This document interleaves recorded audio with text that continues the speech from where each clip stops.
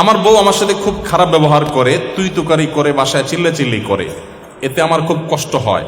আমার বউ এখানে উপস্থিত আছে, আমার বউকে কিছু নসিহত করুন প্লিজ। যে ভদ্রলোক প্রশ্নটি করেছেন,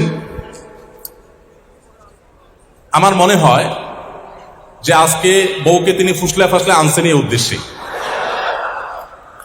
যাতে করে উনি ওনার দায়িত্বটা, ওনার কাজটা আমার হাতে তুলে দিলেন যে আমার স্ত্রীকে আপনি একটু নসিহত করে দেন। আমি এই জন্য বলি, এই প্রশ্নগুলো তো শুধু প্রশ্ন না, এগুলো কোনোটি আছে, এগুলো এক একটা আলপিন।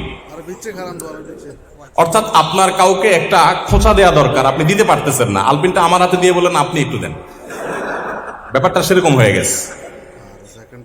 যাই হোক, প্রথম কথা হলো যে আমরা সবাই অন্যকে উপদেশ দিতে খুব পছন্দ করি, নিজে উপদেশ নিতে চাই না। আমার কাছে যখন প্রশ্ন আসে যে হুজুর আজকে একটু বলে যাবেন যে একজন স্ত্রীর প্রতি স্বামীর কি কি কর্তব্য আছে, তখন আমার বুঝতে বাকি থাকে না এটা কোনো মহিলার প্রশ্ন।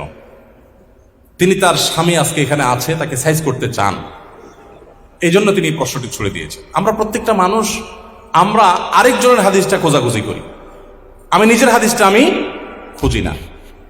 আজকে যদি একজন মানুষ বলতেন যে একজন আদর্শ স্বামীর কি কি গুণ থাকা উচিত, আমি একজন পুরুষ মানুষ, আমার এটা জানা দরকার, আমি আমার স্ত্রীর কোনো হক নষ্ট করছি না তো, এটা হতো সবচাইতে অ্যাপ্রিসিয়েট করার মতো প্রশ্ন।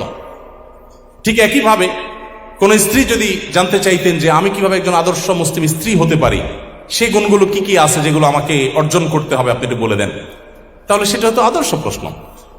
নিজের পরিবারে কেউ ভুল পথে থাকলে প্রশ্নের মাধ্যমে তার সংশোধন কামনা করাটাকে আমি দোষের বলে মনে করছি না, কিন্তু এই প্রবণতা থাকা যে সব সময় আরেকজনকে সোজা করবো বাট আমি পুরোই বাঁকা থাকবো, এটা কখনো বুদ্ধিমান মানুষের কাজ হতে পারে না। তো যাই হোক, কোন নারী, কোন স্ত্রী তার স্বামীকে যদি তুই তোকারি সত্যিই করেন, এটা খুবই জঘন্য এবং অত্যন্ত ভয়াবহ একটা ব্যাপার, অত্যন্ত ভয়াবহ একটা ব্যাপার।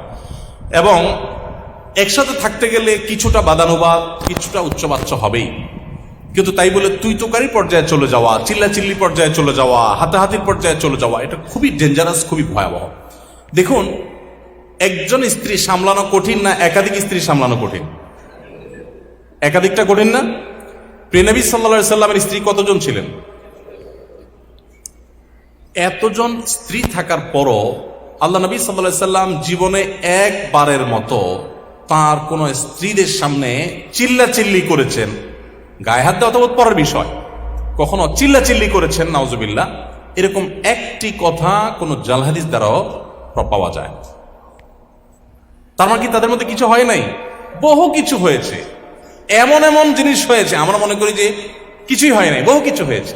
হ্যাঁ, বহু কিছু বলতে আমরা যেগুলো মনে করি এরকম না, মানুষ হিসাবে তাদের মধ্যে অনেক কিছু হয়েছে। এক স্ত্রীর ঘর থেকে মধু খেয়ে এসছেন, হাফসা রাদিয়াল্লাহু তাআলা আনহা, আয়েশা রাদিয়াল্লাহু তাআলা আনহা দুইজন সলা পরামর্শ করলেন যে ওনার বাসা যায় মধু খাইলো, সতীন হিসাবে একটা ঈর্ষা থাকে, তো আমরা ওনাকে আসলেই বলবো যে আপনার মুখ থেকে মাগাফিরের ফলের গন্ধ আসতেছে। ঠিক ওই প্ল্যান অনুযায়ী রাসূল আকরাম সাল্লাল্লাহু আলাইহি ওয়াসাল্লাম আসার পর বলতেছে, আপনি কি মাগাফির খাইছেন? মাগাফিরের গন্ধ আসতেছে কেন মুখ থেকে? রাসূল সাল্লাল্লাহু আলাইহি ওয়াসাল্লাম বলেন, না তো, মাগাফির তো খাই নাই, এটা খুব দুর্গন্ধ জাতীয় ফল, এটা তো খাই নাই। উনি আবার মুখে দুর্গন্ধটাকে খুব অপছন্দ করতেন, জিবরিল আসতো তার কাছে। তো এবার ওনারা আবার আইডিয়া দিচ্ছেন যে আপনি মধু খাইছেন, মাগাফির খান নাই, হতে পারে পাখিয়ে ওই মাগাফির খেয়ে এসে মধুতে মুখ দিছে। দেখেন কত সুন্দর পরিকল্পনা। তো নবী সাল্লাল্লাহু আলাইহি সাল্লাম দেখলেন যে স্ত্রীরা নাখোশ হয়ে গেছে, বলেন যে ঠিক আছে, তাহলে আজ থেকে আমি আর মধু কোনোদিনই খাবো না। আল্লাহ তাআলা অবশ্য পরে আয়াত নাজিল করে সব ফাঁস করে দিয়েছেন। এগুলো আমরা জানলাম কিভাবে? আল্লাহ তাআলা আয়াত নাজিল করে দিয়েছেন, বলে না, স্ত্রীকে খুশি করার জন্য আপনি একটা হালাল জিনিস জীবনেও খাবেন না, এই শপথ কেন করতে যাবেন? আল্লাহ তাআলা নবী সাল্লাল্লাহু আলাইহি সাল্লামকে নসিহা করেছেন। তাহলে দাম্পত্য জীবন নবী সাল্লাল্লাহু আলাইহি সাল্লামের স্ত্রীদের এরকম বিষয় ছিল, কিন্তু নবী সাল্লাল্লাহু আলাইহি সাল্লাম কখনো রাগ করেননি। তো একইভাবে আমাদের স্বামীদেরও উচিত স্ত্রীদের সাথে সুন্দর আচরণ করা, স্ত্রীদের উচিত স্বামীদের সাথে সুন্দর আচরণ করা। ভালো করে শুনে রাখেন, অনেক মহিলা আছে লম্বা লম্বা তসবিহ পড়েন, ঘন্টা ঘন্টা কোরআন তেলাওয়াত করেন, ওয়াজ একটার পর একটা ভিডিও শুনতে থাকেন, এমনকি রান্না করেন তখনও ভিডিও চালাই দিয়ে তারপরে শুনেন, মাগার স্বামীর সাথে দুর্ব্যবহার করেন, স্বামীর কথা শুনেন না। আছে না নাই? এখানে যেহেতু পুরুষ বেশি, অতএব পুরুষের ঠিকের পরিমাণ বেশি হবে, এটাই স্বাভাবিক। কিন্তু শুনেন, আমি একটা কথা প্রায় বলি, আমাদের বোনদের জন্য তিতা করলার মতো আমল হলো স্বামীর আনুগত্য করা, স্বামীকে শ্রদ্ধা করা। তিতা করলা খেতে কষ্ট হলেও, করলার রস চিবায় খেতে কষ্ট হলেও অনেক দুরারোগ্য ব্যাধির উপশম হয়। ঠিক একইভাবে আপনি যদি জান্নাত পেতে চান, আপনার স্বামীর অনেক কিছু অপছন্দনীয় হলেও যতক্ষণ পর্যন্ত সে আপনাকে কোরআন হাদিস বিরোধী কিছু করতে না বলবে, ততক্ষণ পর্যন্ত তাকে মেনে চলা, শ্রদ্ধা করা, এটা আপনার কর্তব্যের অংশ। স্বামী তো পরের কথা, যে কোনো বয়সে বড় মানুষকেই তো শ্রদ্ধা করতে হয়, না হলে তো নবী সাল্লাল্লাহু আলাইহি ওয়াসাল্লামের উম্মতি থাকতে পারে না সে। আমি এরকম বহু মহিলার কথা জানি যে শুধু বোরকা পরেন না, হাত মোজা পা মোজা মেনটেন করেন, তাহাজ্জুদও পড়েন, জিকির আজকার করেন, তেলাওয়াত করেন, ওয়াজ শুধু শুনেন না, ওয়াজ মানুষকে করেনও, মাগার ওনার স্বামীর প্রতি তিনি দায়িত্বশীল স্ত্রী না। কখনো এই মা নারী আল্লাহর কাছে প্রিয় বান্দী হতে পারবে না। ইসলাম যে সুন্দর একটা পরিবার ব্যবস্থাপনা আমাদের দিয়েছে, এটার মূল মন্ত্রটা এখানে যে স্বামীকে তার স্ত্রীর প্রতি সর্বোচ্চ সদ্ব্যবহার করার নির্দেশ করা হয়েছে, আবার স্ত্রীকে স্বামীর প্রতি রেসপেক্ট করতে বলা হয়েছে। সবাই যার যার জায়গায় সর্বোচ্চ ভালো হওয়ার চেষ্টা করবে। এবং স্বামীদের ব্যাপারে নবী সাল্লাল্লাহু আলাইহি ওয়াসাল্লাম কত বড় কথা বলেছেন যে তোমাদের ভিতরে সবচেয়ে উত্তম মানুষ সে যে তার ফ্যামিলির কাছে, স্ত্রীর কাছে ভালো।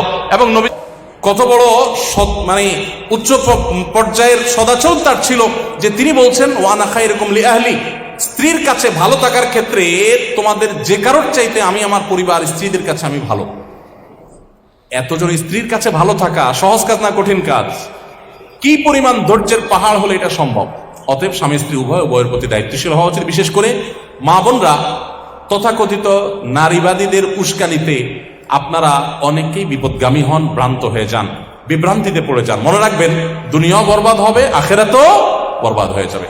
আল্লাহকে সন্তুষ্ট করবার জন্য নিজের কাছে ভালো না লাগলেও দাঁত খিচে সবর করে হলেও নিজের স্বামীকে শ্রদ্ধা করতে শিখুন। আপনাকে ওরা উস্কানি দিবে, আর রেখে দাও, ছেড়ে যাও ওকে, কারোর পায়ের উপরে কারোর উপরে তোমাকে নির্ভর হয়ে থাকতে হবে নাকি? ওরা উস্কানি দিয়ে আপনাকে বের করে দিবে।